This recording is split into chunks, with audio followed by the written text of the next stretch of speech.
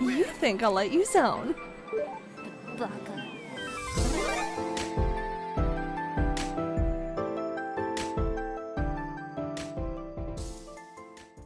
Hey, I'm back again after a bit of a break from Lost Media. You guys know the drill with things like this already. Lost Media can be television, books, movies, even social media videos with people not thinking others would care about them years later. Either take them down or lose them in some way. The list is about 5 found Lost Media entries of 2024. So relax and let me tell you about some odd media that has been found so far in this year.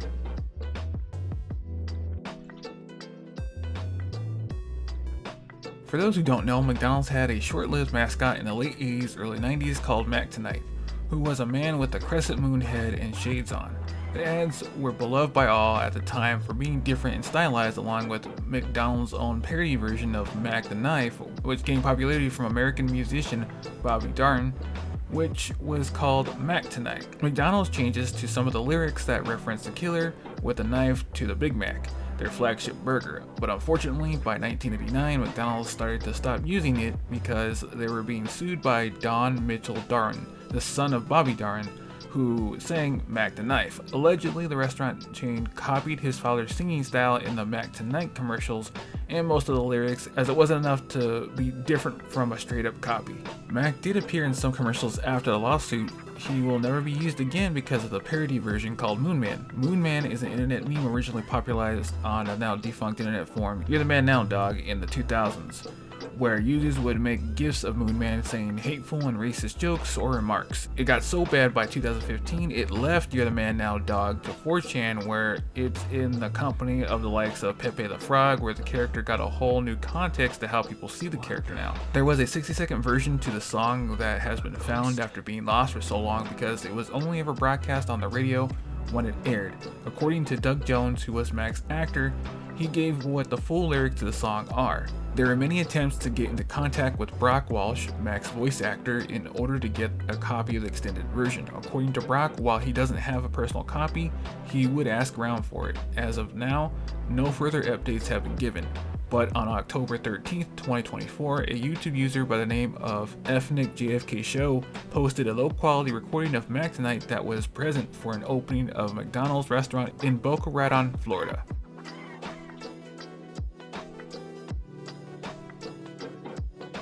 The commercial production company and advertising boutique Big Chair Productions was commissioned by, at the time, Marvel Entertainment to create a 5-minute short titled Year of Spider-Man for Marvel's investors in anticipation of the upcoming first Marvel film from Sony Pictures' Spider-Man. Until Sony Pictures, a Spider-Man film had been tossed around studios for decades.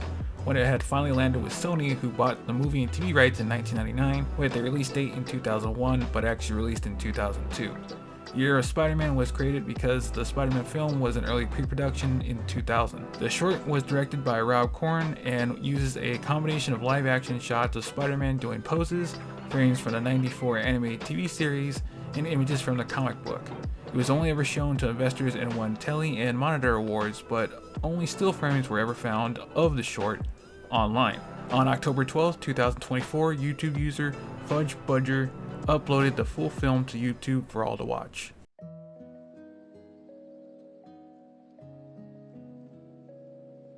The Wacky World of Tex Avery is an American animated series that was a homage to the works of legendary animator Tex Avery and was developed by Deke. It had several revolving segments for viewers to watch each episode, from the adventures of a cowboy Pompey Pete to a Roman centurion who had adventures in the modern world, and Power Pooch, the adventures of a superhero dog.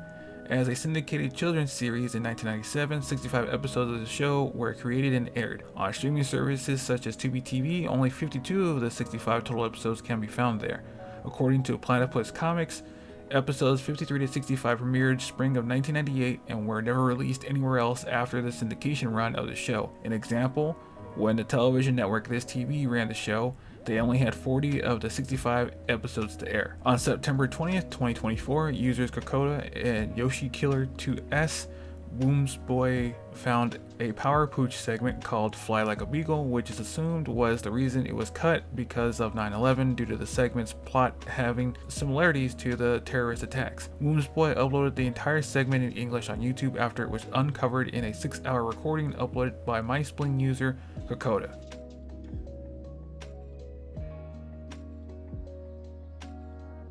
Professor Layton and the Mansion of the Deathly Mirror was a spin-off game. The game was developed by Level 5 for the iMode flip phone services and launched on October 2008.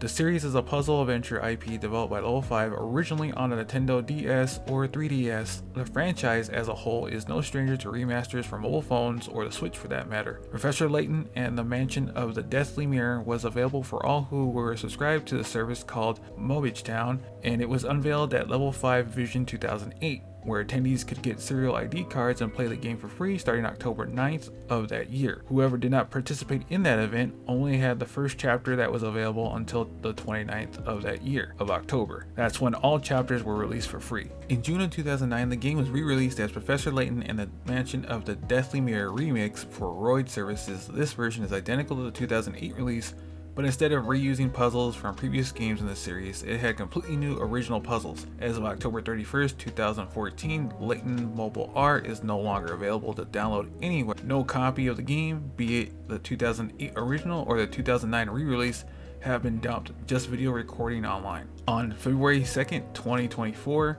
the first 3 chapters of the 2008 version were found on a phone and then dumped online. Then on September 13th, 2024, Twitter user Yume found the remaining 3 chapters of the 2008 original version and a promise that they will put out an English translation pretty soon for the entire game.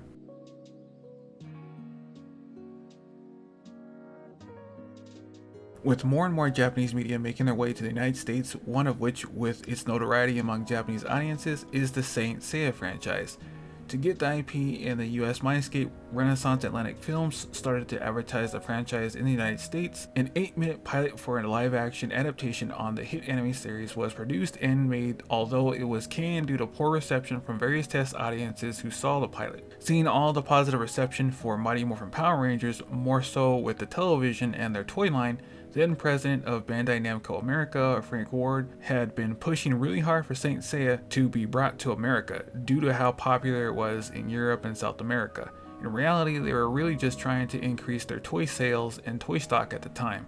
Seeing how popular the Power Ranger action figures were in the 90s, this was not an easy barrier to cross though, as bringing the series to the United States was met with various copyright complications like the level of violence and blood the show has to be marketed to a young American audience at the time. Instead of dubbing and editing existing episodes of Saint Seiya, Frank Ward and the whole Bandai Namco America team decided to make a live-action version of the series to promote and increase sales on their toy line of Saint Seiya action figures that they would want to sell to the US consumer. Renaissance Atlantic Films, in charge of producing the pilot for the TV series to be pitched to various networks, they had worked on various other TV works on various toy franchises before and had been partners with Bandai Namco America before, on which of both of them had produced Mighty Morphin Power Rangers series. The series' name was picked to be StarStorm, as Ward claimed that the name was in reference to the 1977 sci-fi film classic Star Wars instead of Saint Seiya. Prior to being found, no information was ever released to the public, not even who were the actors in the pilot. The copyright holders for the series, Toei, wouldn't let them make the pilot or advertise the toys and had only said to keep making American companies air and buy their works for audiences in the Western Front. Basically, sell the anime and toys we provide instead of making your own version like with Super Sentai and Power Rangers. After the attempt to bring the series to America in the 90s failed, it eventually found its way and was introduced to American audiences years later in 2003 by DiC Animation on Cartoon Network as Knights of the Zodiac. Unfortunately, many episodes from the DiC dub are currently lost and are being looked for. 2 other English dubs have been created since then, uncensored, one self-produced by defunct ADV Films and a complete dub by Sentai Filmworks, who got the rights from ADV Films with an all-new cast. Unlike DiC's dub, both of these dubs are complete and watchable. A minor note, the IP did get a live-action adaptation as a movie that was released in 2023 called Knights of the Zodiac. That was produced by Toei Animations, partnering with Stage 6 Films, which is a part of Sony Pictures that produces low-budget movies, and this one was a bomb at $60 million to produce the movie, but only getting $7 million worldwide in return. Back to the original 90s pilot and the reason why it was scrapped. In 2003, a French animation magazine called Anime Land had an interview by writer James Paris with Saint Seiya's creator Masami Kurumada in 2003 in issue 97. Masami said, "A few years ago, a project for a live-action film came to my office. Hollywood had produced a 15-minute pilot, but the essence of the series was not respected. The designs and the realization made us think of a kind of Ninja Turtles. The names were changed, etc. The project was abandoned because they could not get a satisfactory result."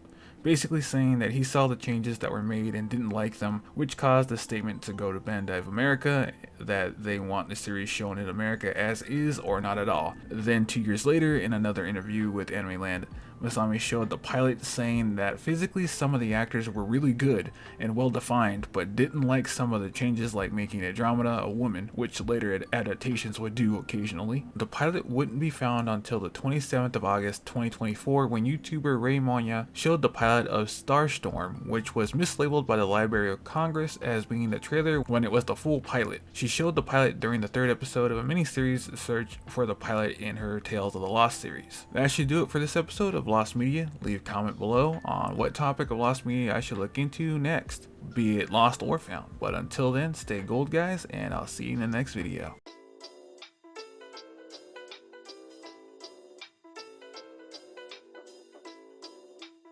What the... A ghost?